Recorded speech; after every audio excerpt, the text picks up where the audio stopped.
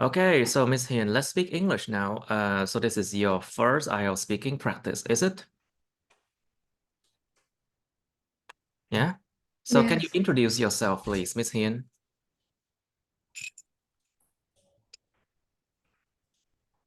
Like, where were you? What are you studying, and what are you doing right now? Something like that. Uh, I'm My name is Hiền. I'm studying. Study in Tôn Đức Thắng University, and my major is economics. Economics, right? Những con bà đó. Economics. Economics. Economic. Cái chữ ic. Economics. Economics.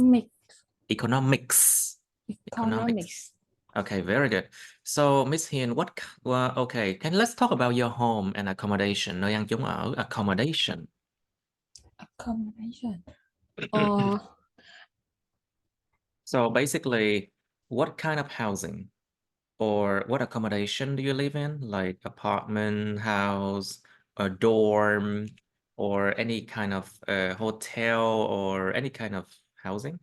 well, actually, at the moment, I'm living with my parents and my younger sister in a very small house. Small, Uh, kéo dài, small. Small house. No, nó là không phải là on đâu nha, âm o kéo dài, small. Small house which is located on the outskirts of Ho Chi Minh City. In the Um, outskirts of Ho Chi Minh City, I see.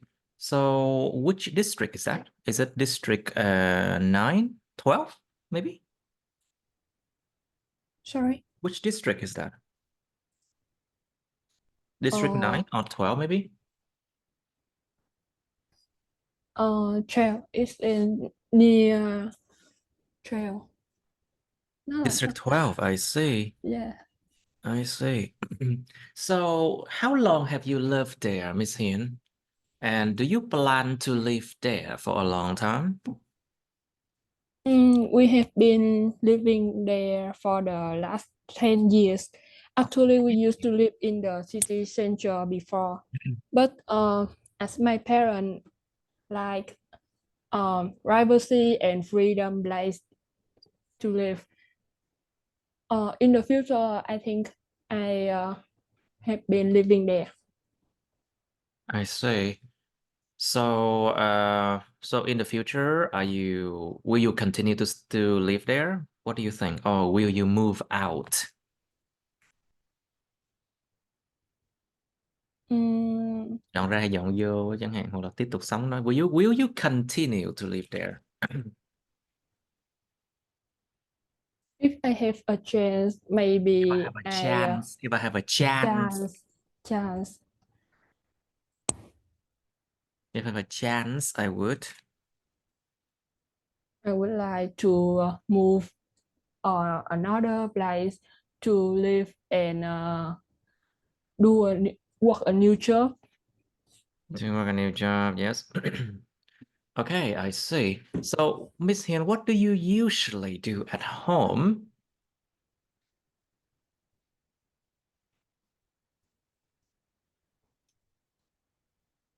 Hello? Miss Hiền, what do you usually do at home? Uh,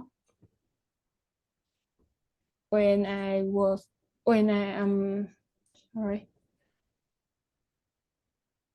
Uh, when I'm at my home, maybe I do the laundry. Do the Uh, laundry, right? do the law Do the laundry, laundry. To do the laundry. Do the laundry and cooking I do the laundry, I cook, or playing with some pets in my house. to play with my pets. Okay. Remember, to play with something mean you play a Play game with. with them, okay? Mình dùng cái chữ play là khi mình chơi trò chơi với ai đó hoặc chơi trò chơi với thú nuôi chẳng hạn. Nhưng mà cái từ mà đi chơi với bạn nó khác nha. So when we want to say you spend time with someone, you say I hang out with. To hang out with someone. Cái chữ mà em đi chơi với bạn là I hang out with my friend, chứ không phải là I play with my friend nha. Yeah. Remember that. Tại vì play là chơi trò chơi với họ. Hang out with là dành thời gian với họ. Alright, so Miss Hiền, please. So what's the difference between where you are living now and where you have lived in the past? Think about the size of the room, the neighbors. Think about how the decoration. Think about what else? Think about like the facility. Những cơ sở vật chất. Do they have a swimming pool? Something like that, you know. What's the difference between where you are living now and where you have lived in the past? Có sự khác biệt gì giữa hai nơi không? Nơi mình từng sống và nơi bây giờ đang sống. Oh, I actually love my own house now because my house now has a new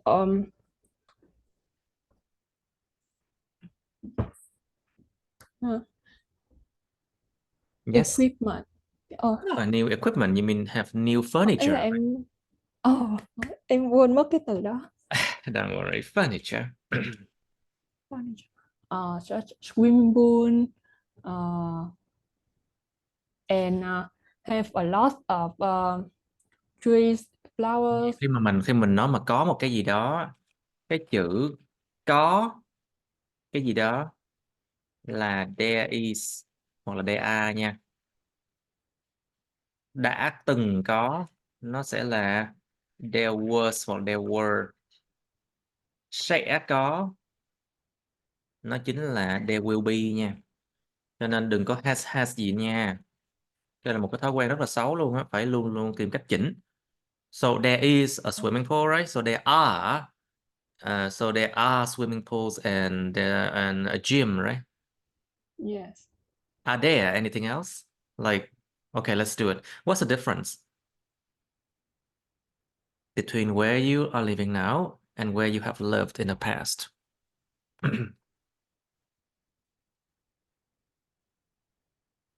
Go lên, try your best.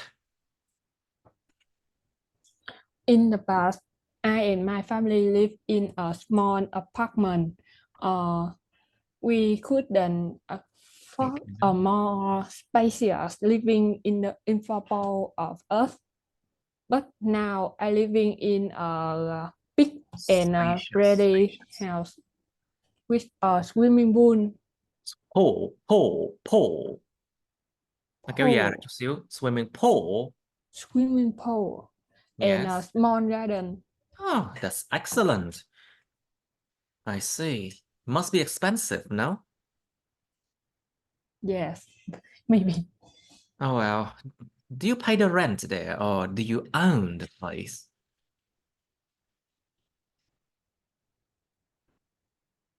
Sorry. Do you own the place? Or do you have to pay rent? Bạn phải trả tiền thuê hay là bạn sở hữu cái nơi nào đó luôn? Do you own the place? Or do you have to pay rent? My house now is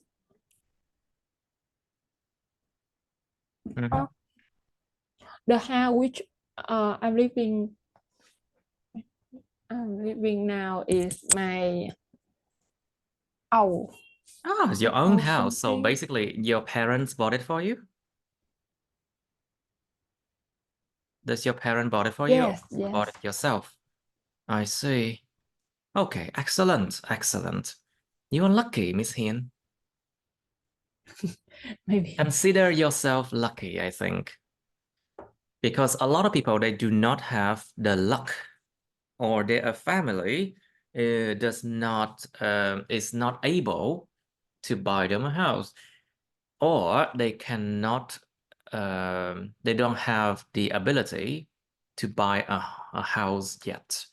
So they have to live and pay rent, you know? Yeah, I know it. They have to pay rent because they don't have their own home. So let's talk about the room, okay? So the room in your house right now, which room does your family spend most of the time in?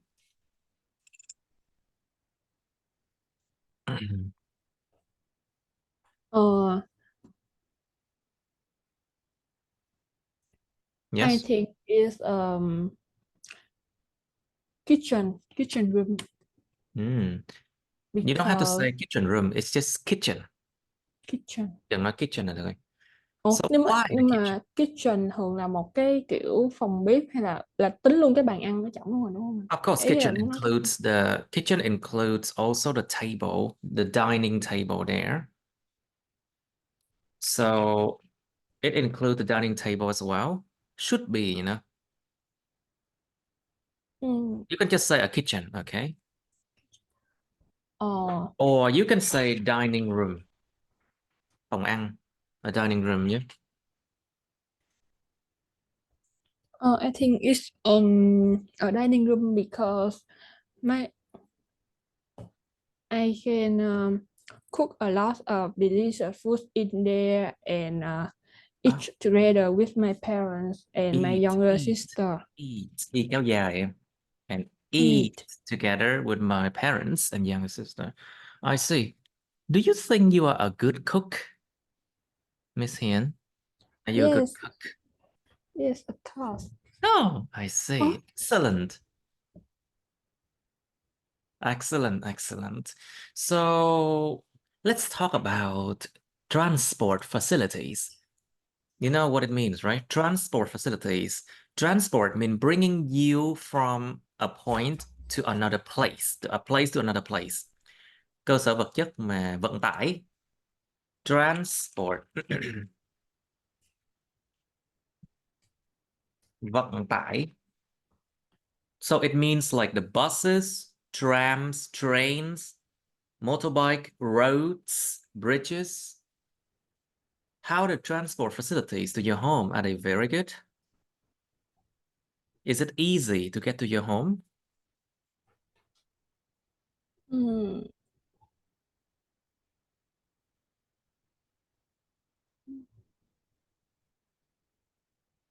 Like, is the road very crowded?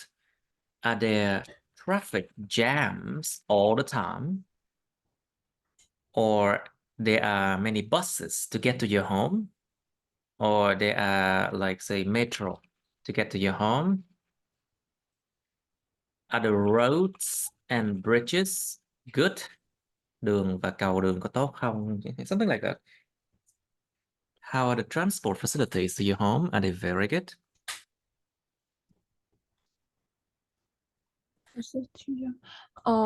yes, I think it's good because I live in the outskirts of the city, so it's not have a lot of traffic jams and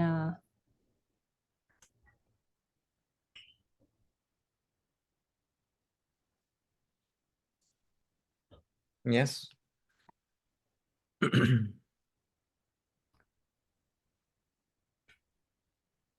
and a lot of vehicles. Vehicle. Vehicles. Vehicle.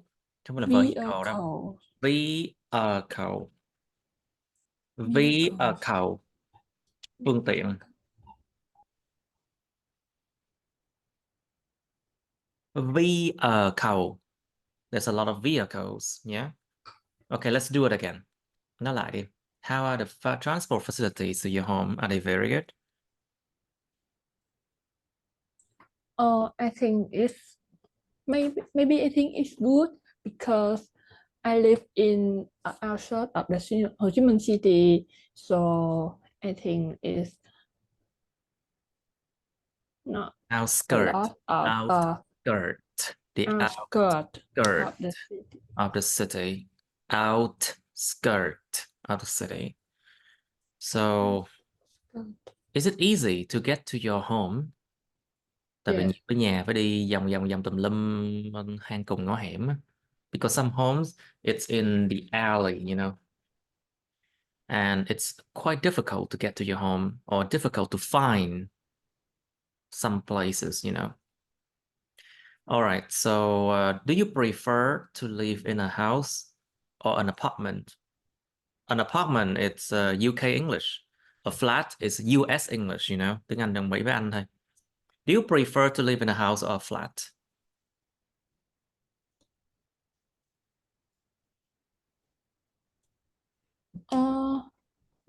Now I like living in a house because the large space I have a large space to live and Space. space Space. space. Space. I have a large space to live.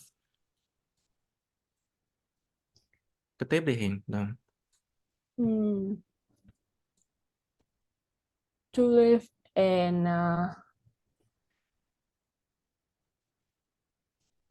I can decor my house. I can come to my home. Yeah. Ý của nó là mình có thể tự trang trí á. I can decorate. Decorate. I can I decorate my can house. decorate my home. Yes. What else? Cứ tiếp đi. Just try your best. It's okay.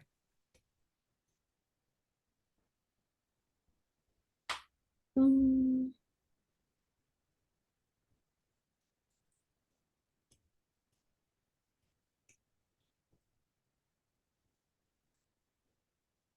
I can decorate my house according to my favorite color Mhm. and And then don't have to worry too much, right? I don't yes, have to worry too much about anything. I see. What else is there? You have your own swimming pool and a garden. That's excellent. yes. And you don't have to share your swimming pool. You don't have to share your garden with anybody else, which is excellent too. How about your neighbors? What's the differences? Mm,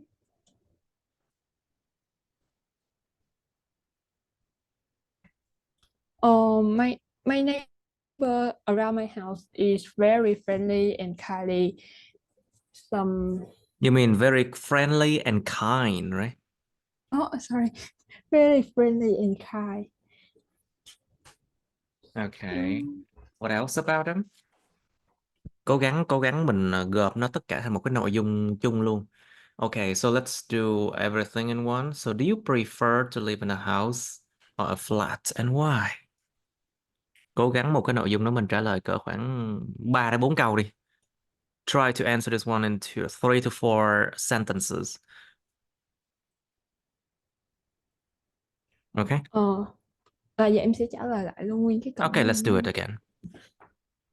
Do you prefer to live in a house or a flat? An apartment? Why?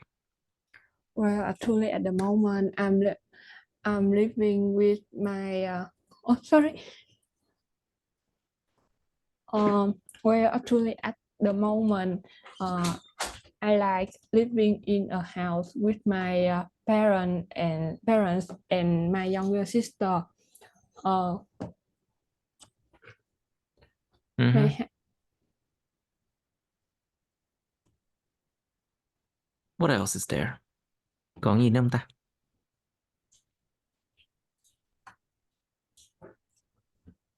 um. Okay.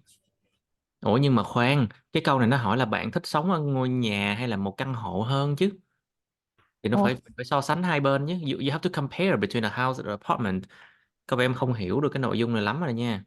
Em hiểu sai ý của tại nó rồi. em. Do you prefer to live in a house or an apartment? Let's try that again.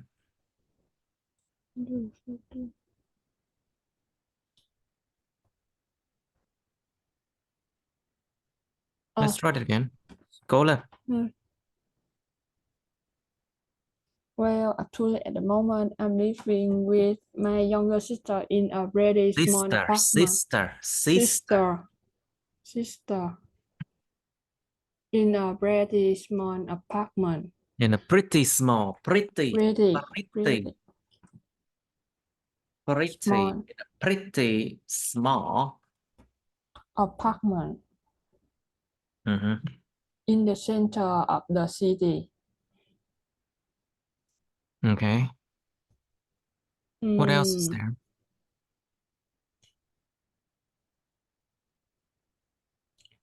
but we couldn't afford a more spacious living for both of us For because both of you us. know Both.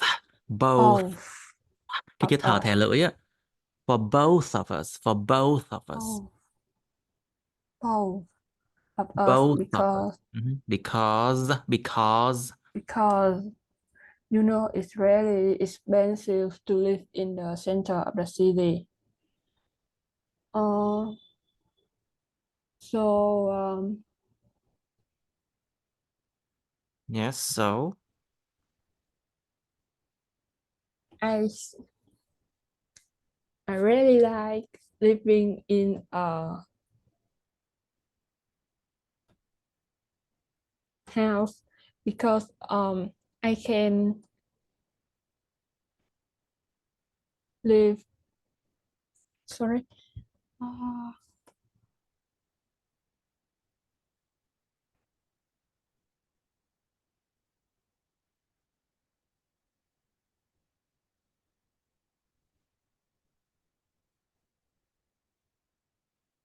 okay. Now, how is the room you live in? Cái căn phòng em đang ở nhìn như thế nào? Like how big, how small? Do you have paintings there? Có tranh vẽ? Do you have poster? Do you have what is it called? The color of the wall, màu sắc của tường như thế nào? And what do you have in your room? How do you feel? How's the room you live in?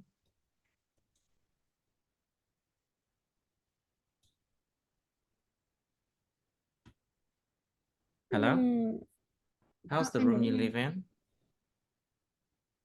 Oh, actually, I share a single room with my sister. So Oh, I thought you guys, I thought you two, each of you have your own room. I see. But you have to share a room. Strange, right? It's quite strange. Why you have to share the room with your sister, right? Right now, right? Anyway, who am I to judge? So, can you continue? How's the room you live in? Cố gắng lên, nói nhiều lên. Okay.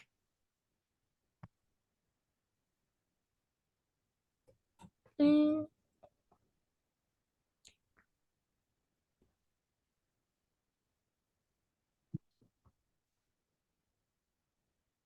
uh, I I live in a really small room in my house with a lot of pictures because I'm a big fan of Doraemon. I can collect of Doraemon pictures. What? I see you have a lot of Doraemon picture. Do you have like a stuffed animal? Stuffed animal là thú nhà bông. No, Do you I have don't stuffed like it. animal inside of your room as well? Like a Doraemon stuffed animal? Something like that. Why not? I have stuffed animal in my room too, no problem. Do you have it?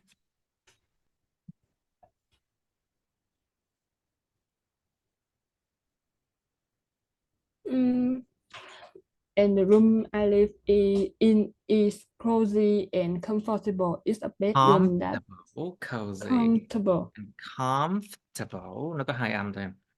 Comf, comfortable, comfortable, comfortable, table. comfortable, Mấy cái table không đọc là table nha. Nó là comfortable, reliable, comfortable, comfortable, comfortable, comfortable. comfortable, comfortable. Okay, what else? It's a bedroom that I have personalized to reflect my style and To reflect preferences. your style, right? Để mà phản ánh Relax your cái style. to reflect my style, phản ánh phong cách của tôi. Yes. Cố gắng tiếp cứ tiếp đi, đừng ngừng.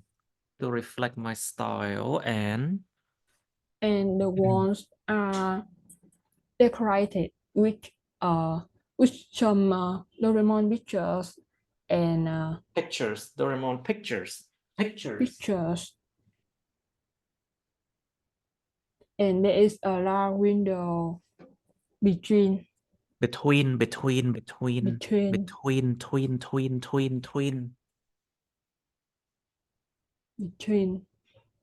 between.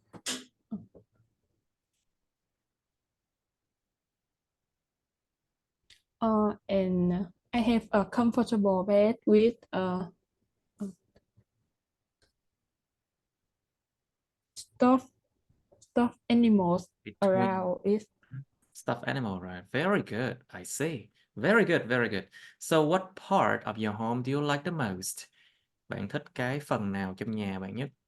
Like what room or what part of your home? Nó có thể là cái ban công như balcony, can be a kitchen, can be a basement, cái kho, cái hầm, hoặc là storage room maybe, or any kind of room. What part of your home do you like the most and why? The part of my home that I like the most is Is is âm Z cuối. Is the is the living room mm, because it's cozy and inviting by a cozy when my family binding and I site. spend a lot of time together and we can talk about anything in there. I see. On top of anything in there, I see. Right. So is there anything you want to change about the place you are living now? Có bất kỳ thứ gì em muốn thay đổi về cái nơi đang sinh sống không? Mm,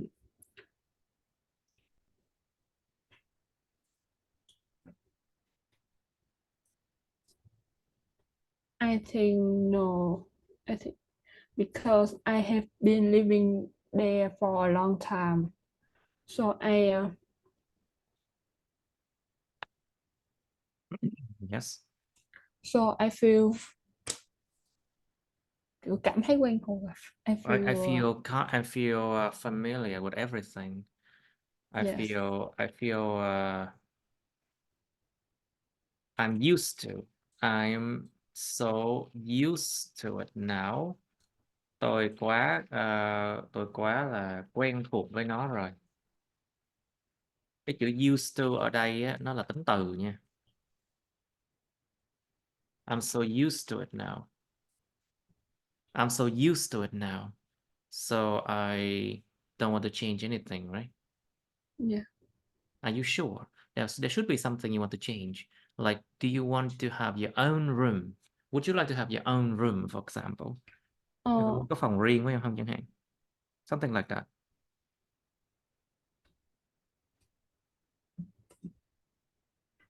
if I have a chance, maybe I A chance a chance. chance.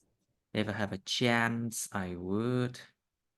If I have a chance, I would maybe I would decorate uh decorate garden again because I Yes, because I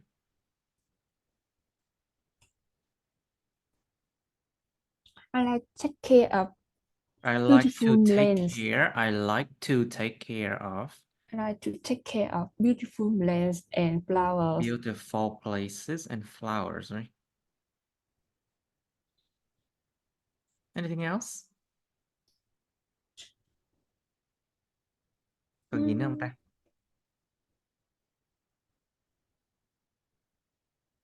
Okay, would you like to have a bigger garden? Này có cái vườn bự hơn không chẳng hạn?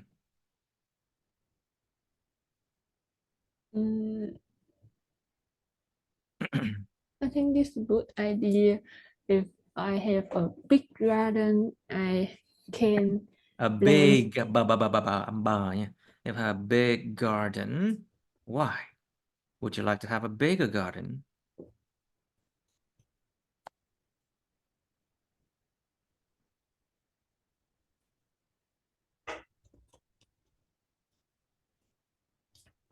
If I have a big garden, I can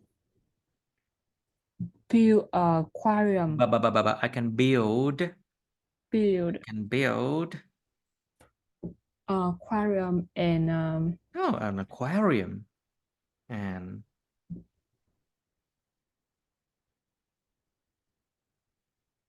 có thể nó sai ha. yes, what about an aquarium and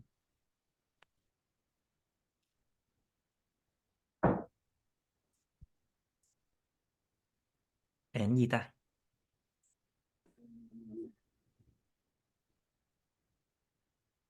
Anything else you want to do?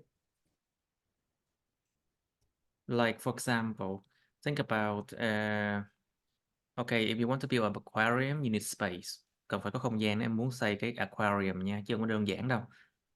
Alright, so let's come to study now. Let's talk about study. So what do you study, or what is your major? Cái ngành học cái major. And why do you choose to study that major, Miss Hiền?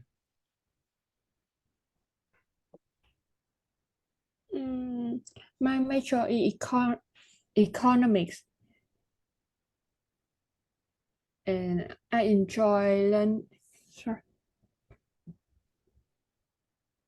So you enjoy learning that major, no?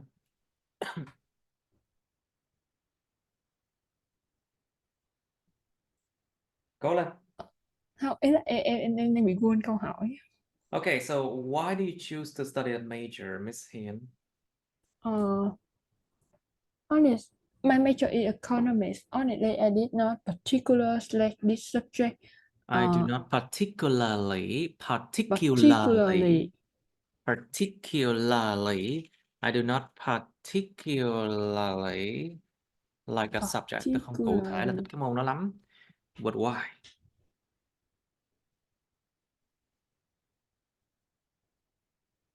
What is the reason why you don't particularly like a subject then?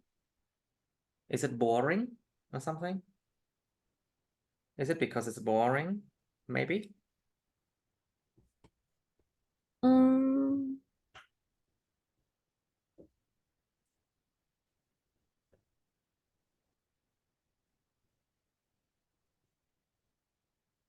Or is there other reason? I want to. Yes. I did not particularly select this subject. And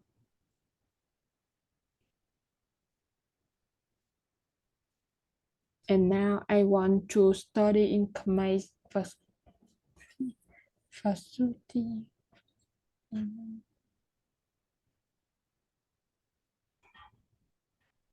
Okay. Okay, like, do you like your major? Why not then?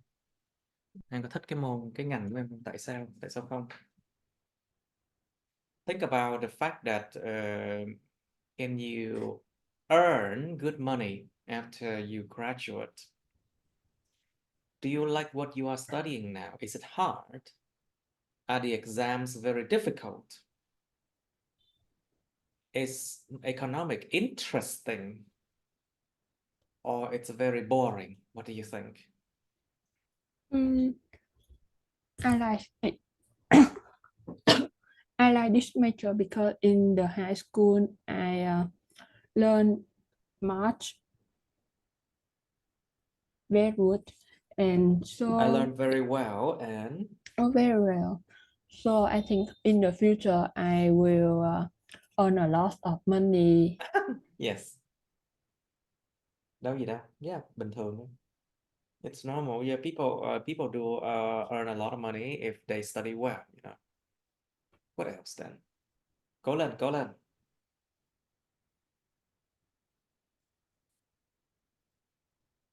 And I can just I have a chance And I have a like, chance to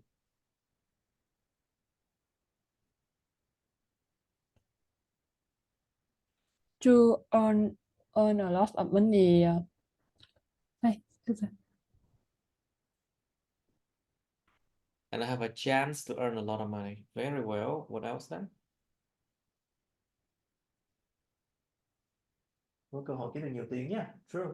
Nhưng mà có gì khác không? Is there any other reason why? Okay, so what kind of school did you go to as a child? Khi còn là một đứa bé, em đến học những loại trường như thế nào?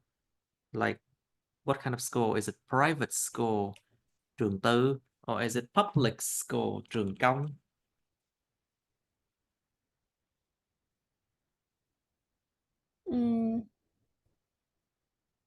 Or is there any other kind of schools that you go to as a child? And what do you think about those schools? Nói chung nó bao gồm rất nhiều trường luôn nha, tiểu học, trung học, đại học, vân vân. It can be elementary school, high school là trường học á. Elementary school, tiểu học, or college or university, it's the same thing. Before I talk, I live in a outskirt of Ho Chi Minh City, so you know can I can learn in a public school School, because school. school. I can learn in a public school. Yeah. What else is there? Còn gì không ta? Mm,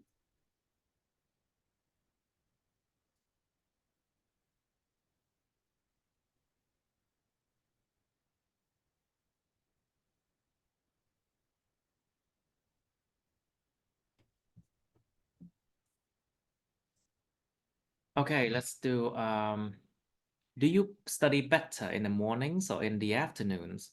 Em học tốt hơn vào những buổi nào? Buổi sáng, buổi trưa hay buổi chiều hay buổi tối gì đó? Or when do you study better during the day? Em học tốt hơn khi nào trong ngày chẳng hạn? And why?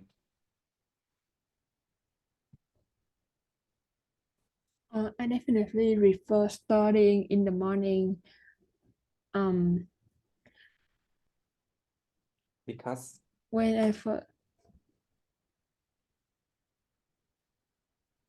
I definitely prefer study in the morning with a hot cup of coffee. So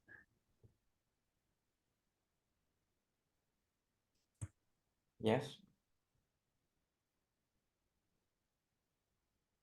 so I can relax then and but when I try to study in the beginning, I tend to be tired and unfocused.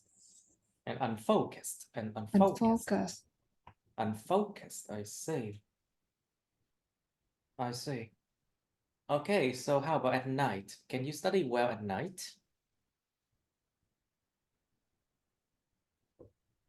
Hmm, Ban đêm mà học được không? I think no, because I read I go to bed early at 10 p.m. Oh, I see. That's very healthy, you know. Yes. I can never do that because I often go to bed about, say, 2 a.m. Wow. I mean, I work a lot and I also do other things besides teaching, you know.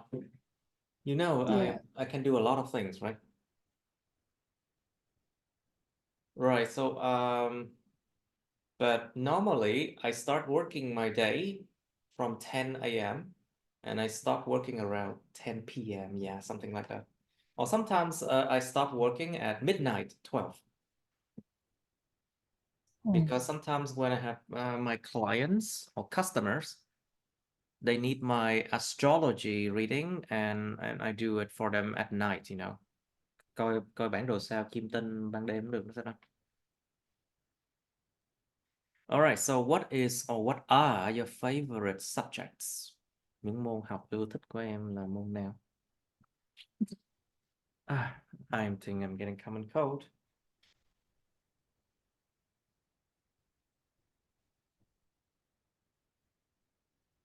Môn học yêu thích của em là môn nào? And why?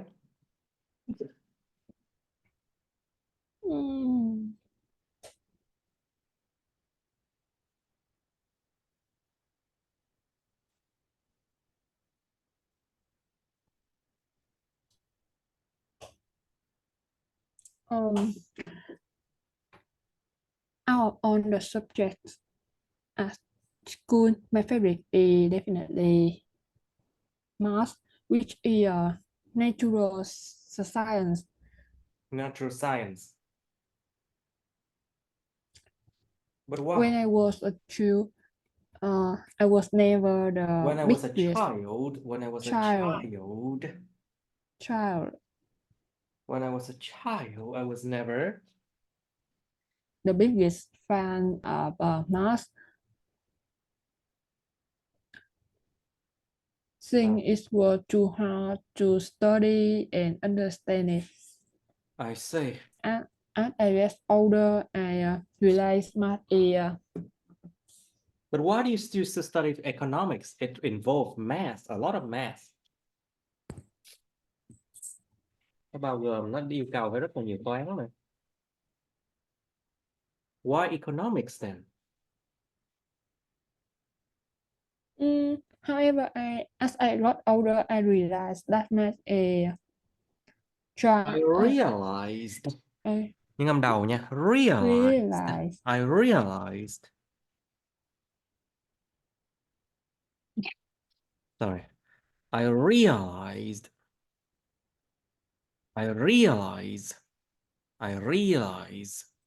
that, yeah, as you got older, what did you realize? Math is very easy and Yeah.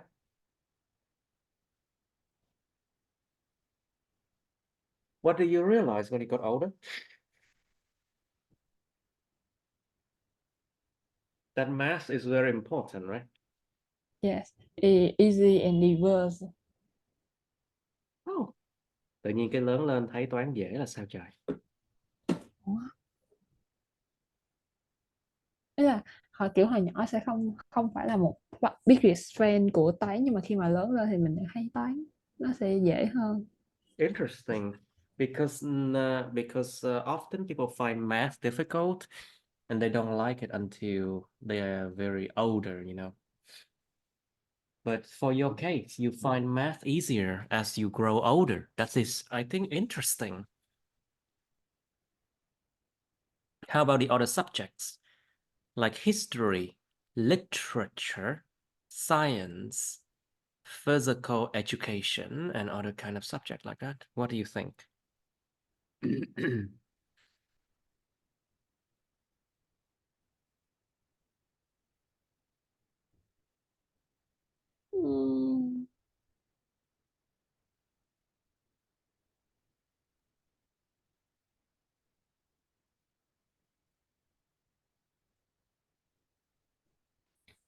Besides, I'm interested in Interested history. in. I'm interested in history because history play an important role in both education and daily life. in our daily life. Yes.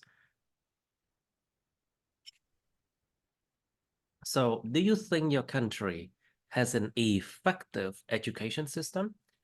Effective. Effective means có hiệu quả. Theo kiểu có hay không có. Bạn có nghĩ đất nước bạn có một hệ thống giáo dục hiệu quả không? Do you think your country has an effective education system? Can people earn well after their graduation? Can people remember and use the knowledge well? Họ có thể sử dụng cái kiến thức đó được học một cách dễ dàng không? Something like that, you know. Mm,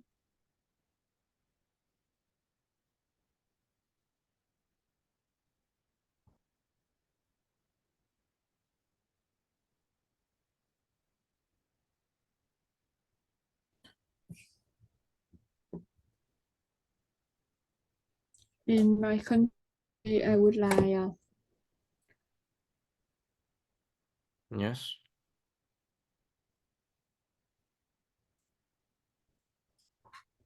anh hỏi lại cái đoạn. In your country, Vietnam, do you think your country has an effective education system? Em có nghĩ là đất nước của Ngọc có một hệ thống giáo dục hiệu quả không? So it means like, do people find job easily? Con người ta kiếm được việc làm dễ dàng sau tốt nghiệp không? After graduation, can they find job easily? Họ có thể sử dụng kiến thức một cách mà dễ dàng không? Can they use the knowledge they learned easily? Can they or the employers, những người mà mướn lao động á, the employers, do they have to train their workers again, hay là họ phải huấn luyện lại những người làm công? Or do you think what you learn in school is useful? Em có nghĩ những thứ em học ở trong trường là hữu ích không? Something like that. Do you think your country has an effective education system? In my country, hands-on learning and real-world application in the education system. I also believe that in the future have a lot of There are equal a lot of there are a lot of there are a lot of equal opportunities for all students and workers.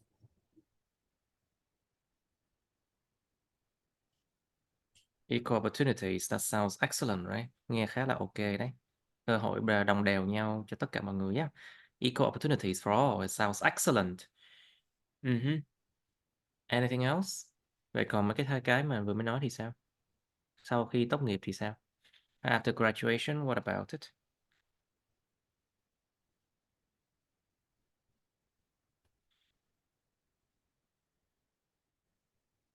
Mm.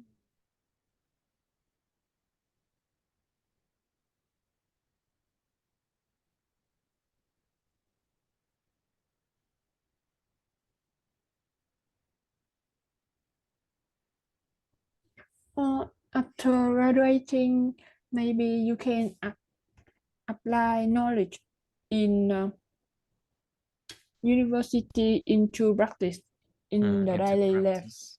Uh-huh.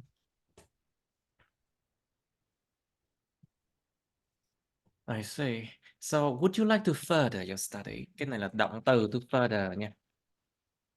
To further your study. Học lên cao hơn.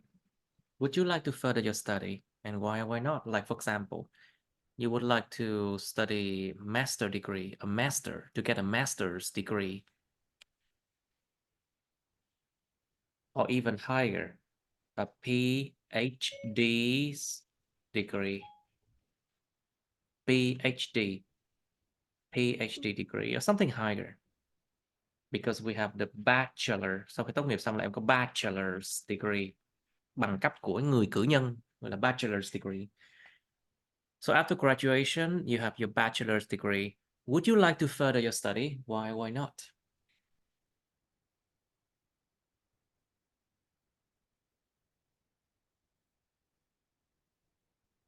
Em có muốn mở rộng cái chuyện học của em không? Học lên cao hay gì đó? I think there are plenty of direction that you can Direction. follow. There are plenty of Directions. directions, right?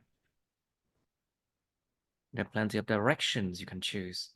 Directions that you Directions. directions Directions. directions. Directions I can choose. that you can follow when you graduated. Lately, I have been um, Cố gắng lên.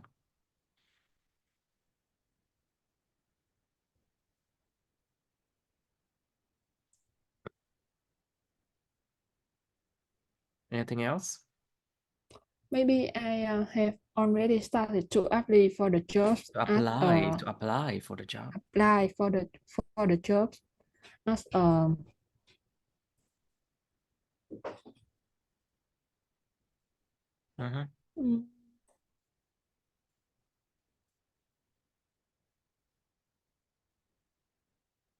accountant in the big four company. Okay, in a big foreign company. In a big foreign company, I see. Right, okay, so you do not like to further your study. Okay, quyết định của em là không muốn học lên thêm. Okay, fine. It's your choice though. Are you looking forward to working? To look forward, to look forward, to look forward to something. Nó có nghĩa là mong chờ để được làm cái gì đó. To look forward to something. Are you looking forward to working? Working đây là danh từ cái việc làm á, cái việc mà làm việc á. Em có mong chờ đến lúc đi làm không? Are you looking forward to working? Why not?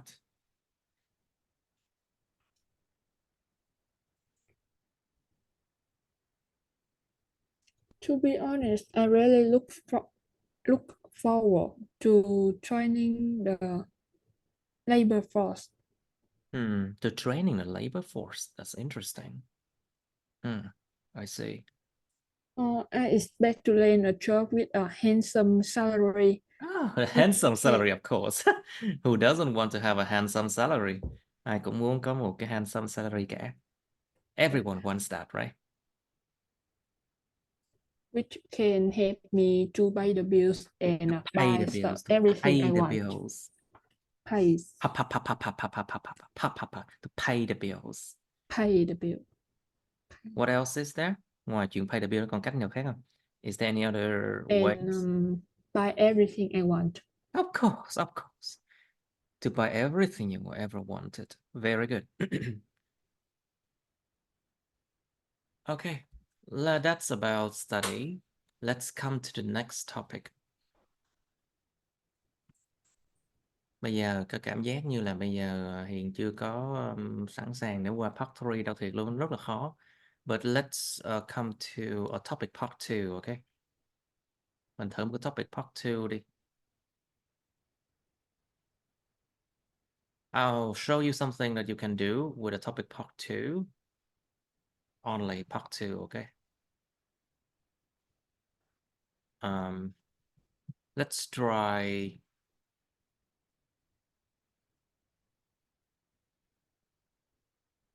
Okay, let's try 51 then. Describe a childhood friend of yours. Miêu tả một cái người bạn thời ấu thơ của bạn. So it means this friend,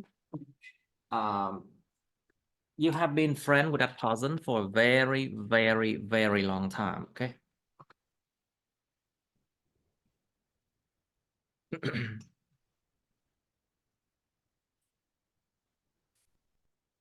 You should say when you met him or her.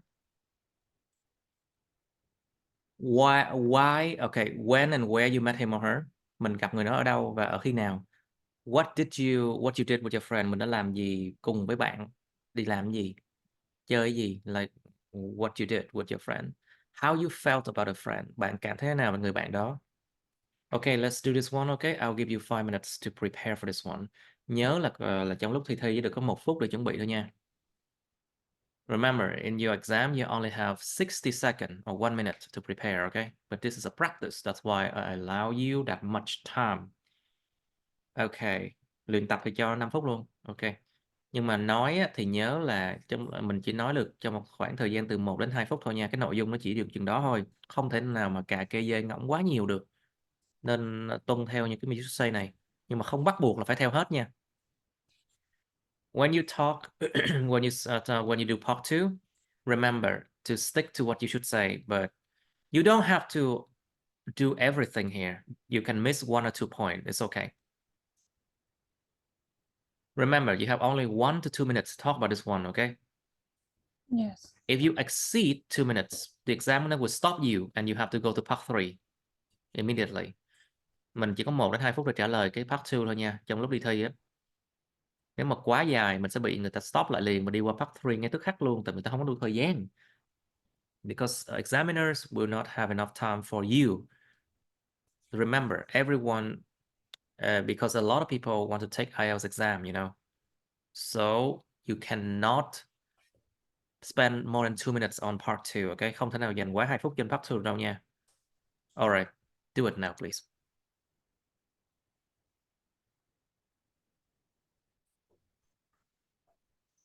Alright, so let's do describe a childhood. Y ngắn L nè. I với L đọc là IELTS. Child. Child. Child. A childhood là kéo dài.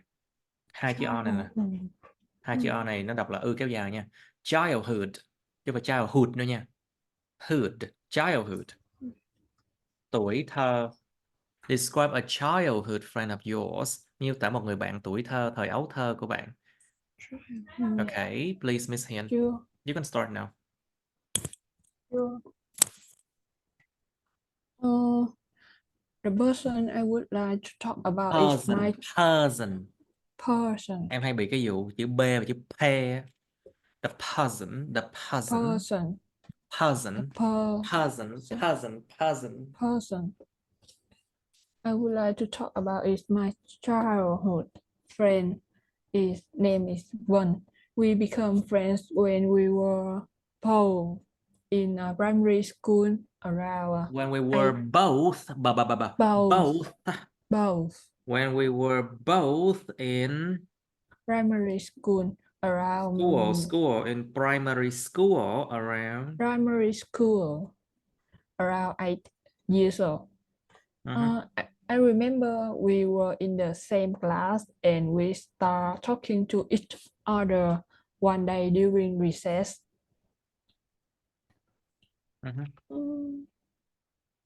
During recess. We discover what happened? And we discovered, discover Discover that we have had a lot in common, such as our love for playing outdoors and our interested in reading. Interested in reading, listening music.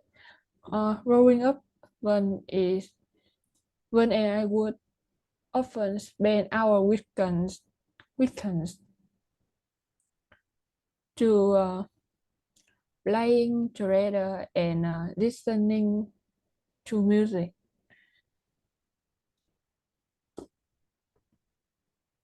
We also enjoy playing poem and having picnics in the park when we have free time. What I like most about Vân is her kind-hearted nature. Kind-hearted. Cái chữ heart. Trái tim là A, chữ A kéo dài nha. Kind-hearted nature. Kind-hearted nature. Kind-hearted nature. Kind-hearted nature. She was always the first to offer help to anyone in need. Whenever if I have a difficult homework I can do, she can help me to do it. Although Vân was a funny friend who was capable to make others burst out laughing with just a few simple jokes. She was also surprisingly mature for his age. Mature, mature, Mature for her age. mature. Mature. Chờ thầy xíu nha. Just a moment, please. Okay, Hiền nói tiếp đi em. All right, so what about a childhood friend of yours? Can you continue to describe it?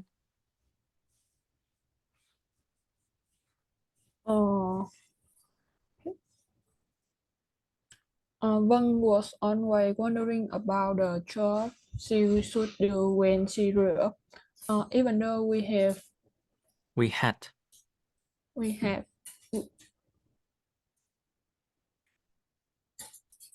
Yeah, what did you have?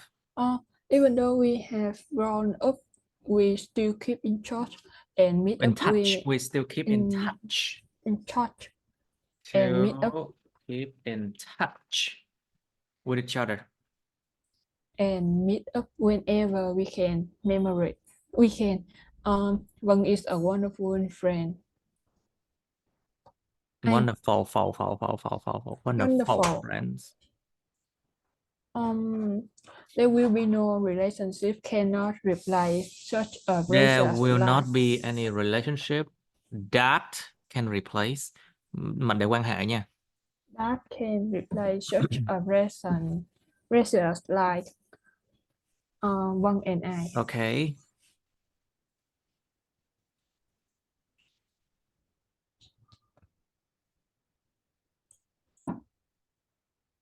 Okay, very good. Very good. Oh, what I think it's quite good. Now let's try another one, which is 50.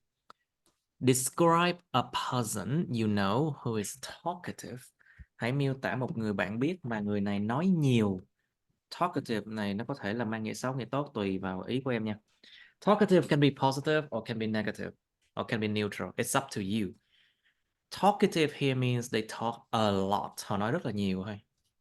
It doesn't mean that they bad mouth.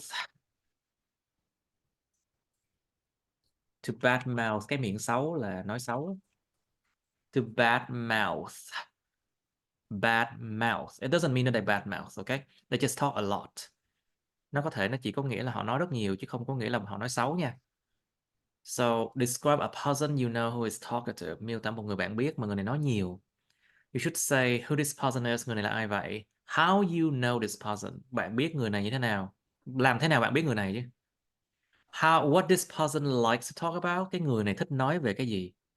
How you feel about this person? Bạn cảm thấy thế nào về cái người này? Alright, I'll give you another 5 minutes, okay? Okay, please describe a person you know who is talkative, please. Cố gắng lên. You can do it. I'm going to talk about a person A that person. A person that I think she is really talkative. Really, cẩn thận. Really talkative. She is my beloved mother. She is my friend, my closest friend, and grew up with me. She is medium height, nearly 42 years old, but she looks younger for her real age.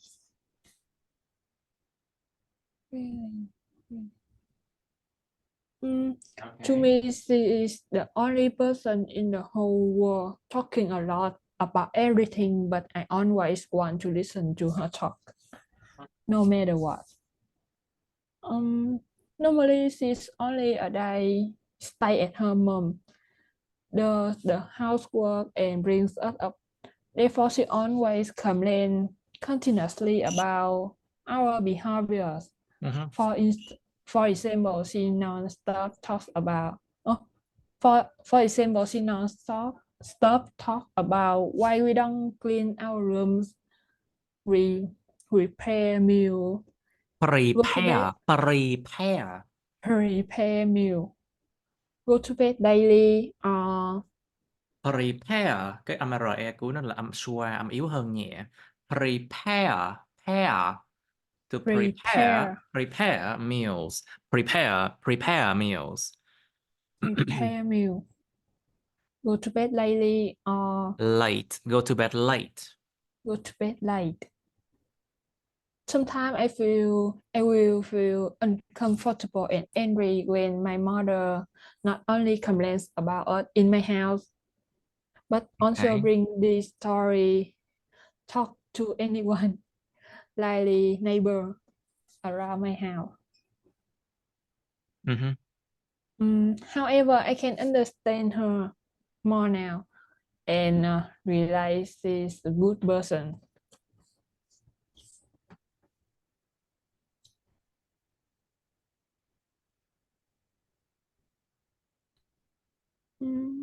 Okay, very good. Đó, được rồi đó.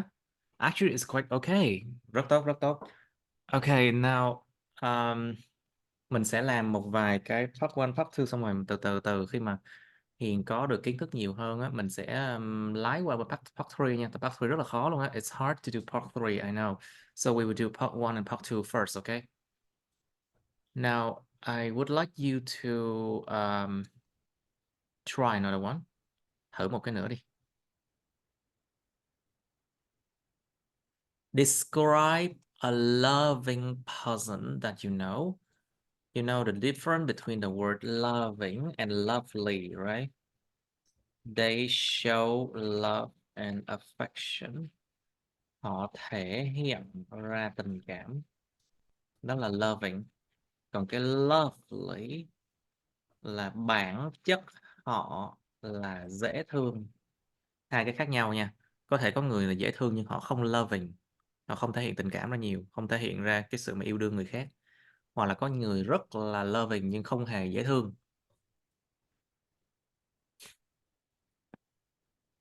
Okay. Describe a loving person that you know. Miêu tả một cái người mà hay thể hiện tình cảm, cảm xúc mà các bạn biết. You should say who this person is. Người này là ai vậy? How long you have known this person? Bạn đã biết người này bao nhiêu lâu rồi? Why is this person loving? Tại sao cái người này lại là mang tính thể hiện cảm xúc nhiều hoặc là thể hiện tình cảm của họ ra nhiều? Ví dụ như là hồi xưa là họ đã từng thiếu thốn tình cảm, như like they used to be born and raised without the love of a mother or a father, for example, thiếu thốn tình cảm á. So now they have to be loving to other people, you know. Bây giờ họ phải thể hiện tình cảm cho những người khác. How do you like this person? Bạn thích cái người này như thế nào? Okay, let's try this one, okay? Nói đi Hiền bật mic nè. Okay. Describe a loving person that you know, please. Let's try it.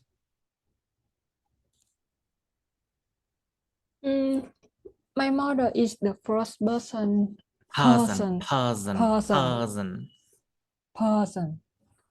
who comes to my mind when I think about Who someone comes to my mind who comes to my mind when I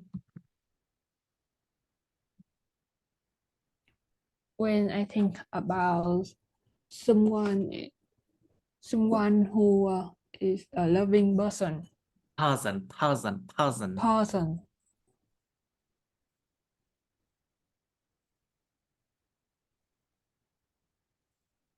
Okay, tiếp em tiếp. I know my mom very well as I My have mother. Nên tránh một số cái từ trong IELTS, ví dụ như là dad, mom, kid, là mấy từ đó không trịnh trọng. Try to avoid those words like dad, mom, or kid, okay? Because they are informal. Try to use mother, father, children, or child, okay? So my mother, okay, nói lại đi. I know my mother very well as I have been fortunate enough to have her as my mother. Fortunate enough to Fortunate enough. I've been fortunate enough to have her mother, her as my mother for my life. I have seen a lot of activity A lot. Yes. Kindness, kind activity. To have to have a lot of people. People. People. For example. Example. For example. For example. For example. For example. Volunteering at our local community center or donating clothes to a homeless shelter. Okay. My mom has always been very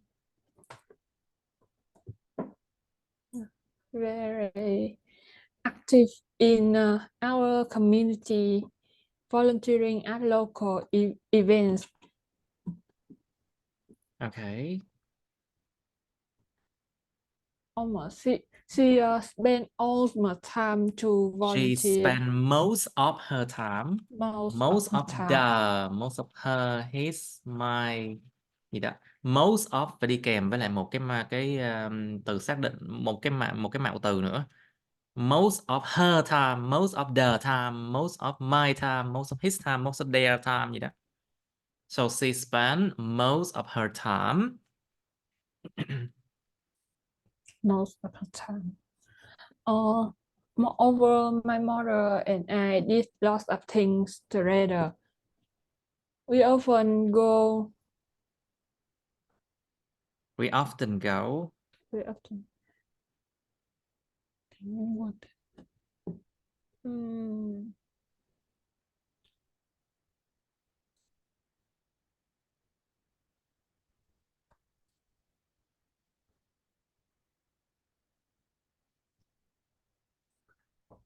Often. Cái từ chả chỉ một coi anh.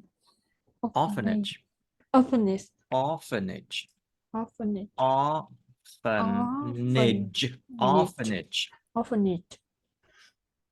My mother and I did lots of things together. We often go orphanage to play with some children. Play là chơi trò chơi nha. To play means play games with someone, okay? Sorry. To spend time or to hang out with children. To hang with children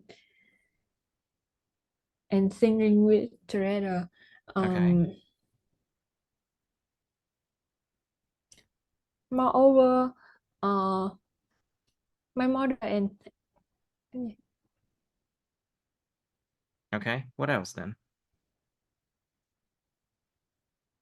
I remember I went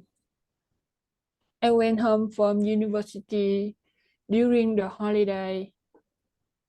I and my mother cook and mother cook a lot. Kéo dài. Cook. Cooked. And what did you do? What else did you do?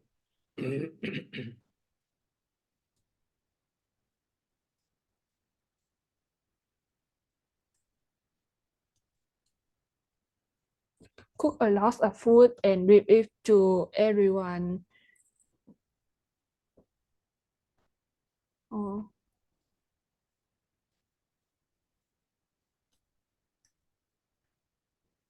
Cook a lot of food and give it to the homeless person.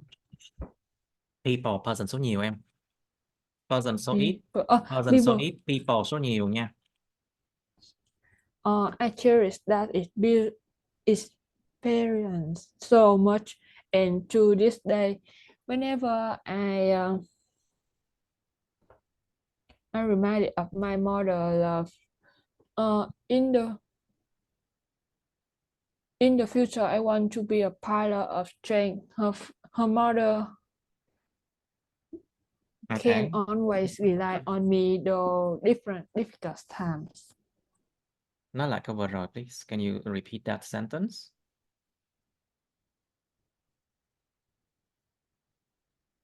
During difficult times, I see.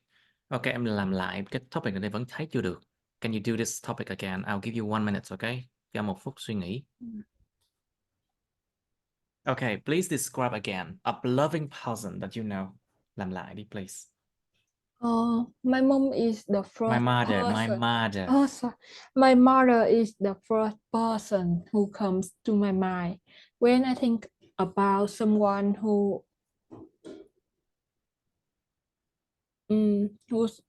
a loving person. She Who's a has on loving person. loving Loving person. loving person.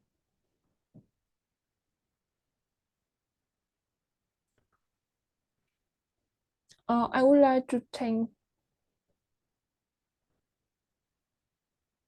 Yes. uh, Nói đi em. Just I would like to thank you for the opportunity to let me talk about person who is so kind, and I'm happy to describe my mom here. my mother. My mother here. Okay. That's very good. I mean, the way you talk is actually quite good. Cái cách em nói khá ổn, khá là sáng tạo đấy. Okay, very good. Tiếp. My mother has always been very active in our community, volunteering at local events. Local Events. events. She's donating her She donated, right? Already donated, right? Đã donating donate her rồi đúng time. không ta? She donated, yeah. Donating her time to have some different people around her.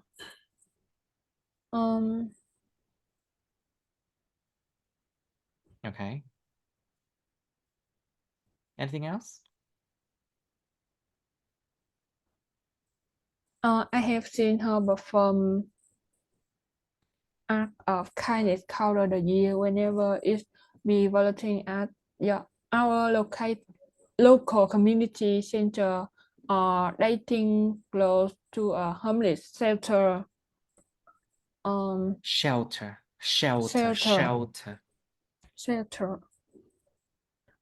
Cooks and cook some food for homeless shelter. Homeless people, right? Homeless people. Okay, very well. Anything else? I think my mom is very My kind. mother. My mother. I think my mother is. I think my mother. Yes. I think my mother is very kind because she decides to help others, and she goes above and beyond to make a positive impact on people's lives. To make a Impact positive on impact. Nhưng đầu. positive impact on people's life. On people's life. On people's lives. Trong cuộc sống của những người khác. Của những con người ta. On people's lives. On people's lives. On people's lives. Hai S lận nha. Lives. On people's lives. Okay, anything else? Nghe câu lúc mà đi thi mà nghe câu anything else là biết là thiếu tùm lum rồi đó. I'm so grateful to have her in my life. In the future, Okay. I want to be. I mother want to have a lot of difficult people in their life.